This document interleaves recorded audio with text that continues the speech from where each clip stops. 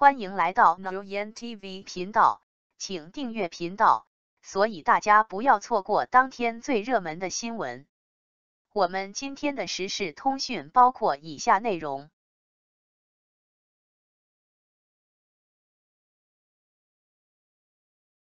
不认识和红丝巾，或成博君一宵新的里程碑。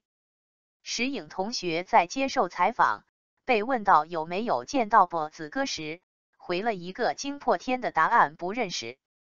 而博子哥在植村秀现场挂了一条已有5岁高龄的红丝巾，这波逆天操作让喵猪都倒吸一口冷气，这分明是要引发一场娱乐圈的大战呐！为何这样说呢？石颖大神官这记性属实是不太好，但是互联网以及全国的网民那记忆力可是杠杠的。蓝湛魏婴朝夕相处咱就不说了，就说你大神官吃没吃过人家博子哥的小龙坎，吹没吹过人家的小风扇，天天向上和人家跳没跳过舞，比没比过眨巴眼儿，南剑太监唱没唱过无鸡，博子哥替没替你抗过高音，这一桩桩一件件，那博子哥待你可是不薄。咱不要求你逢年过节拎2盒水果去看望呗，你也不能如此绝情，一个不认识打翻了裤盖呀！这真是叔能忍，婶儿都不能忍。这博子哥听到了，这必须绝交啊！再说博子哥，地球人都知道你的应援色是绿色，石颖大官人的应援色是红色，那你奈何弃掉绿草茵茵？转去选择了旭日东升，而且你还瞄准了摄影机的位置，特意撩开衣服下摆，让我们清清楚楚、明明白白、真真切切、实实在在的看到那抹飘荡的红色，并且有好事者特意做了对比图，条分缕析的证明了这条红丝巾就是当年天天向上双人舞时你系于腰间的那条。那么问题来了，博子哥为何要在全球直播的如此大型活动上犯如此低级错误？但又没听说过博子哥是红绿色盲，且博子哥事业如日中天，不大可能节俭到5年前的旧物都要炫耀一番，还是在人家都已经明确表示不认识你的情况下，你拿出这条具有历史意义的证物，你想要证明什么？你这随随便便的挪用人家的应援色，还找出证物啪啪打人家的脸，那石颖大官人得知了，那也必须讨伐上门呐。所以你看，以2人在内娱的影响力，2个龙头都斗起来，那龙身子、龙尾巴没有道理置身事外呀，那必须全员参与呀，这不打起来更待何时呀？但意料中的混战并未发生，且看这2位都一副气定神闲的模样，甚至还有点乐此不疲的意思。双方那庞大的粉丝也都安静如常，丝毫没有为正主出头的想法，甚至还有些好事之徒不嫌事大在摇旗呐喊。本应引发一场外交灾难，现在反而一片和谐。所谓事出反常必有妖。妖在哪里？那就是这2人的友谊已然发展到超越普通同事的点头之交，而是达到可以互相调侃、心意相随的程度了。就是所谓的你尽管做，掉在我眼里却都是星星。所以不认识和红丝巾一定会成为博君一宵新的里程碑。博君一宵，我们的坚固全靠同行衬托。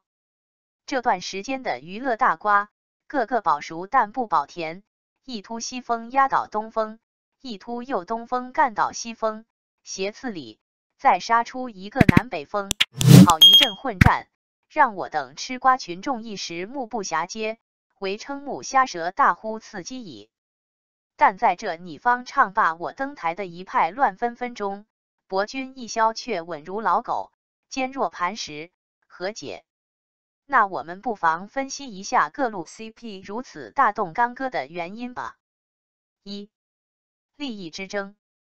成也萧何，败也萧何的古语，想必大家都不陌生吧？这仿佛是一个关于英雄的悲歌，但就喵猪看，这里面实际就是利益二字。所以 CP 之组亦或之拆，其出发点都在于如何操作会使自己获取更大更多的利益。所以趋利的本质，建筑的就是各种 CP 的本质。2. 流量玩具混迹娱乐圈，没点绯闻缠绕，就失掉了灵魂，仿佛是菜里没了盐，山上没了泉。所以是油然而生某种情愫也好啊，还是饥饿营销博人眼球也罢呀，总之是一定要挂靠上名利场里至尊的流量密码的，这样各种 CP 就堂堂皇皇的诞生了。换句话说， CP 无非是一个流量玩具罢了，只不过以其投资最少效益最高而为人们喜闻乐见而已。3. 人性之恶得不到就毁灭，得到了就贬值的陇望蜀，这山望着那山高，羡慕嫉妒恨等等，这都是人性的恶之花。 CP 也是人，就注定逃不开这些龌龊卑劣，只不过他们的恶是放在闪光灯下放大，从而让我们见到人性里这些真实的肮脏。所以说，同行的衬托显示出了博君一肖的坚韧不拔，因为博君一肖要想云淡风轻，是必须要逾越以上这3座大山的。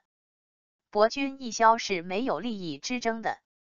若有肖战最低谷的时候，博哥稍稍动动小指头，肖哥就死得不能再死了，遑论东山再起。博君一肖是不屑流量的，因为他们本身就是流量。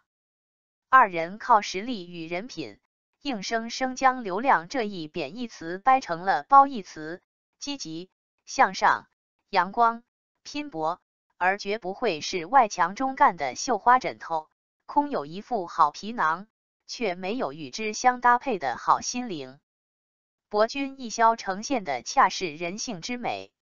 俩人往哪一站，那就是一幅绝美的风景，不仅各美其美，更是彼此成就其美。大是大非面前绝不含糊，小家儿女之际更不避嫌，就这么大大方方，坦坦荡荡。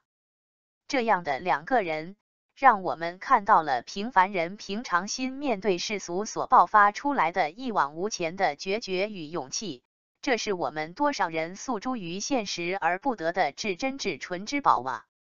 所以博君一肖的任尔东西南北，我自岿然不动的真相，从来就不关乎利益考量，而只是我眼中的你，就是我心里的你，只是发乎情的真心真意而已呀，只不过是两心之外无人知罢了。感谢您观看视频。如果您觉得本时事通讯有用，请不要忘记点赞、评论和订阅。祝您生活愉快，充满活力。再见。